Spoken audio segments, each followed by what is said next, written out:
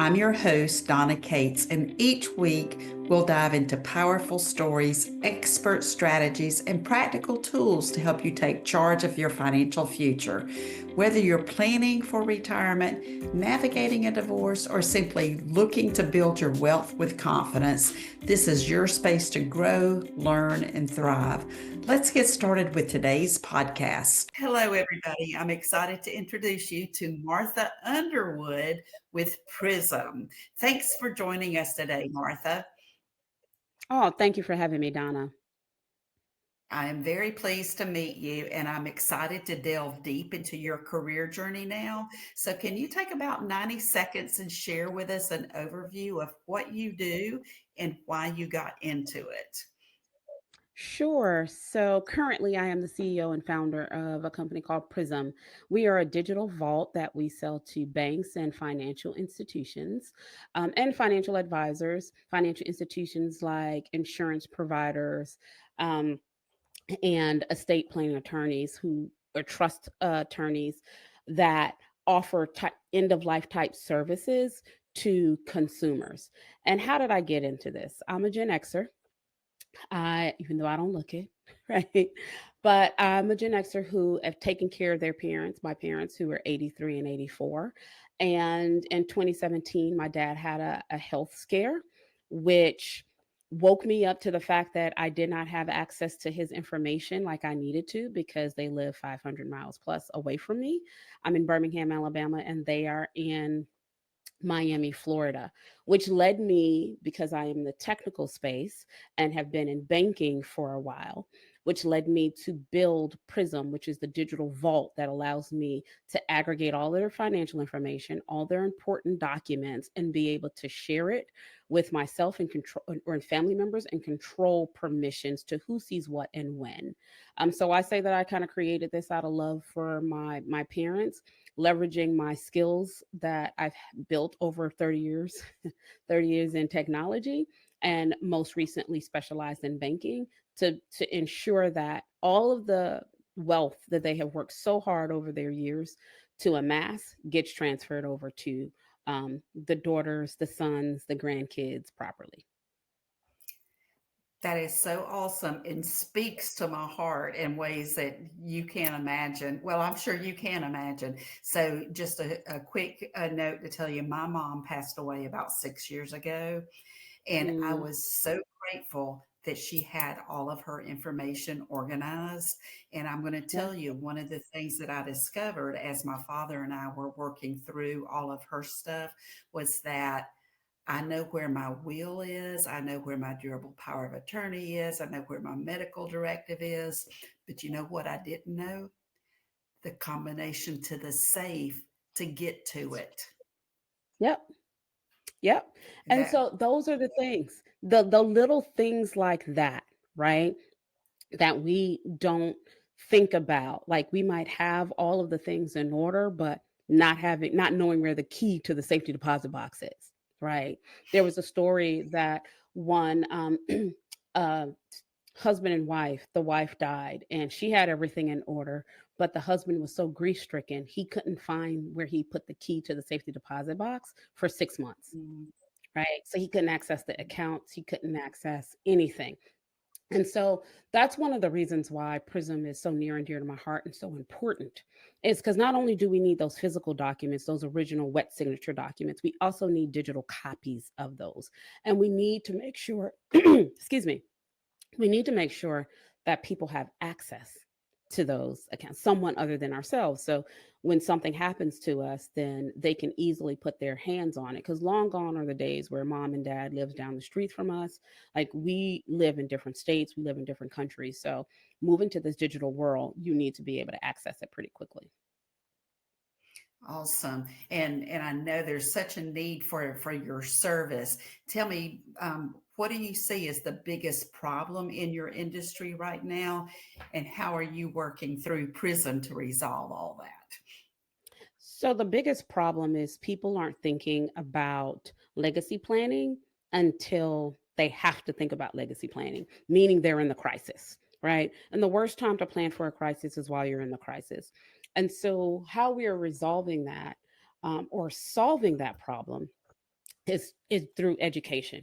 Is talking about these are the consequences and these are the things that happen when you don't plan, right? When you start talking about the wealth gap, when you start talking about how heirs are not getting access to, again, the hard-earned dollars that family members have worked so long to get, it's because of one simple thing, that we didn't organize. Something as simple as being disorganized and not preparing or taking the time to have that hard conversation about what I want to happen when I do transition this life.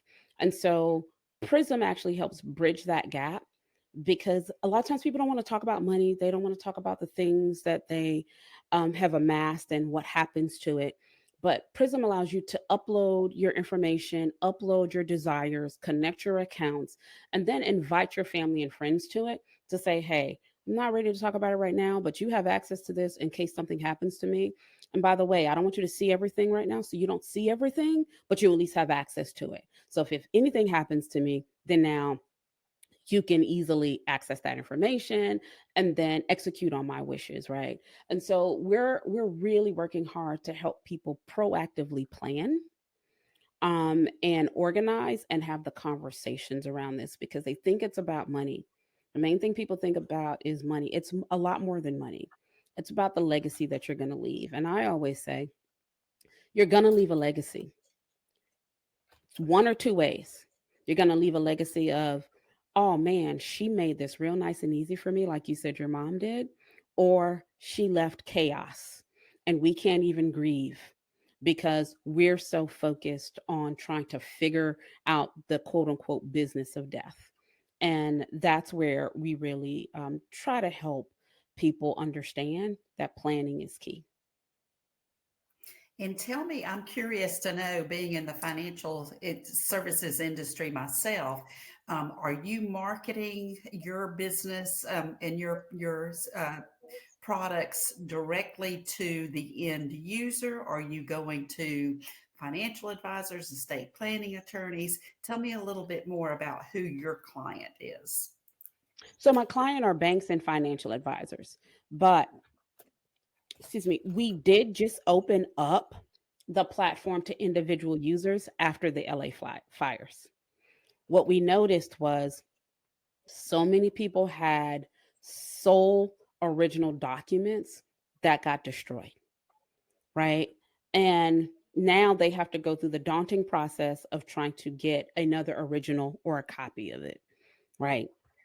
And so we said, man, we can be of service to people and allow them to come through and get our product as an individual user. So we opened it up there, even though we don't market directly to them. We do offer it now because of the industry conditions, right?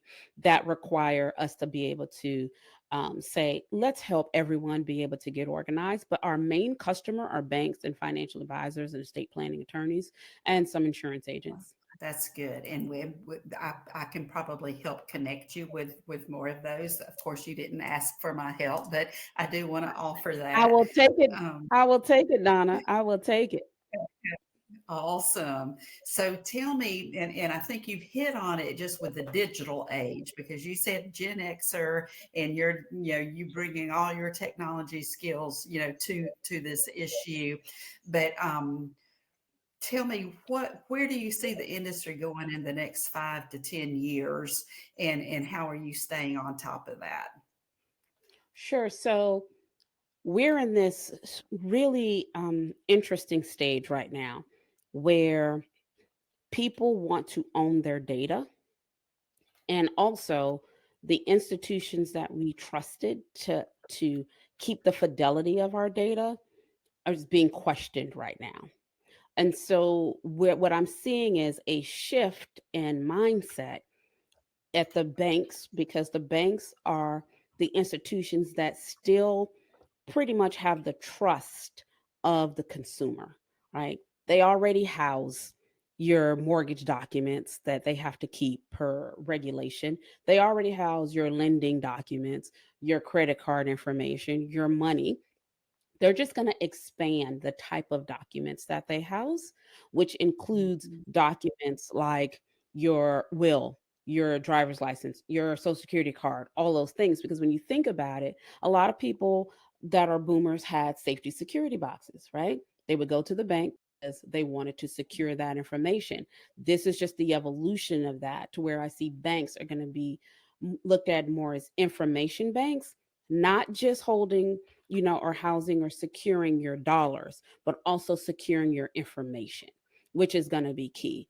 But also you having access to that information and you controlling who has access to that information because it's a consumer owned or customer owned vault.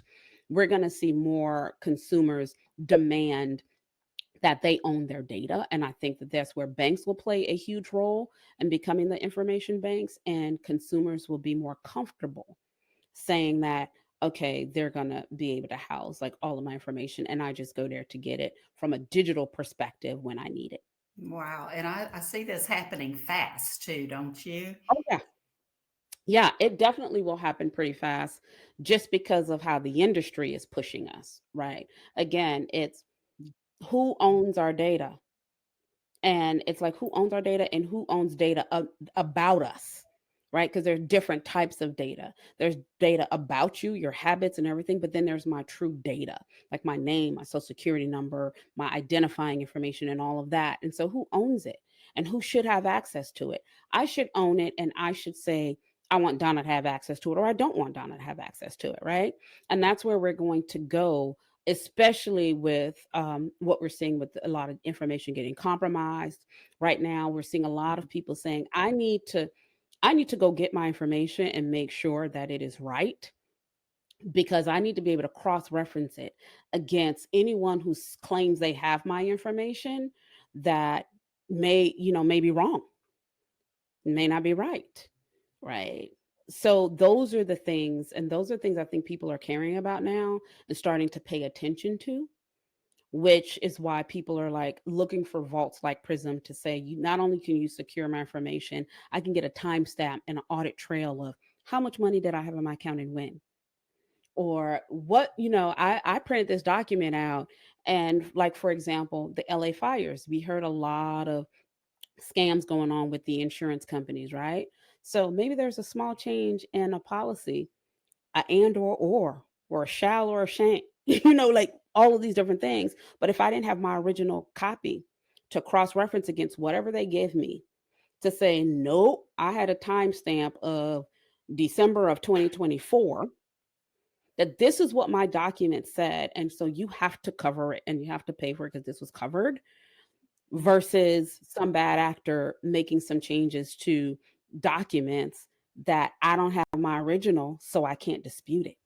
I'm at their Mhm. mercy, right? Which is why I Mhm. said, the trust factor is something that is at the forefront of all of our minds right now. Is, can I trust the data of the institutions, of my policies and things? Which is why several people are doing an inventory of their documents and making sure that they have it secured somewhere. And I love that whole concept of just doing an inventory. How many of us need to do that inventory? Everybody. Yep. Everybody. Right. Everybody. Absolutely. Everybody. And I know you've already shared with us that your personal experience with your dad's illness and then the LA fires has really shaped, what you're doing in business so far. Yep. But tell me, is there a what's the biggest challenge you face so far in your life, in your business world, that's either personally or professionally, I guess, and how's that shaped what you're doing today? Um, so I would say the challenge is really looking forward to how I prepare my sons for wealth or for life or financials or handling his information, handling their data, understanding their data, because there's so much happening, right? And so as it relates to technology changing so fast, you have AI. And so people are like, Martha, is AI a part of the vault, and does that shape how you think about leveraging this or gathering information? Yes, it does. But do I rely on it? No, we just use it as an enhancement like everyone else does, right? Because there's still a lot of things to work out from there. So a challenge there is people like, well, I don't necessarily like AI, right? But it's because they don't necessarily understand it, right? And so that's a challenge, as well as, again, just being a mom and saying, like every other mom out there and every other business owner out there, is thinking about the world that we leave for our children, the institutions that we trusted, that we want them to be able to trust, right? The data that they're creating on themselves, or that's about them, that they own it. These are the challenges and the questions that I think about all the time, and say, well, how can I design Prism or enhance Prism to ensure that I'm taking all of those things into consideration and to create something of value for people. There's a lot of what I would call escapism tech out there, right? Escapism tech is people are scrolling on Facebook, they're scrolling on TikTok, they're on Instagram, and all of the things, right? Where there's important things that you should be thinking about that doesn't take long to think about, but just planning for your life, planning for your family's life, right? Take kind of taking some things seriously is where I really want to position Prism as a differentiator in the market of something of value, because everyone is always trying to sell you something, right? But I wanted to make sure that in creating the solution, we are selling and providing something of value that preserves people's legacies and things that they've worked so hard for, right? And making sure it gets to their children or their heirs or whoever they want it to go to. Because I always say we work too hard for it. We work too hard for us not to do the simple thing of organizing, because we think we can do it later, but later doesn't belong to us. As much as we like to think that it does, it doesn't. And so those are some of the challenges that I think about every day, being a mom and being a business owner, that sometimes keep me up at night. But what helps me is that I'm creating something of value for people. Yeah, and it's going to be so impactful. I'm excited for you. So I'm going to shift No, gears thank to a you. more personal situation here. If you could have lunch Okay. with one person, either living or deceased, who would that be and why? So I think I have to go with Zora. She is just such a prolific writer. And I loved her. I studied a lot of her work while I was in college. And she was such a woman beyond her time, and a critical thinker. And so I'd ask her a lot of questions about, her thoughts about how was she so progressive in a time that was so limiting for women, and how did she find, her own liberation in her heart to have the courage to write, as well as she did, and with such passion as she did, because she had so much resilience and courage. And I think I kind of got some of that, and I resonate with a lot of, um, her her writings. And so I think I'd have to say Zora Neale Hurston. That is so awesome. Thank you for sharing that. And that's the first time I've heard of that person. So I definitely will check her out myself. So, last question for you today. What's the best way for people to connect with you if they want to work with you and your team or just learn more Sure. about you? They can go to getprism.com, and that's GETPRISMM.com. And across socials, it's at getprism, GETPRISMM. Or they can connect with me on LinkedIn, Martha Underwood. They can find me there. I'll pop right up. Okay, that's awesome. And I'm going to make sure I go connect with you as well because I definitely feel the synergies of the work that we do and being able to support one another. So thank you so much for being a guest today. I know our audience is going to love the interview, and I appreciate you so much. I appreciate being on, Donna. I hope today's conversation left you feeling inspired, informed, and ready to take the next step in your financial journey. Remember, building wealth isn't just about money, it's also about creating a life that aligns with your goals and values. If you found this episode valuable, please subscribe, leave a review, and share it with the women in your life who deserve financial empowerment too. Until next time, stay confident, stay empowered, and keep building the life you desire.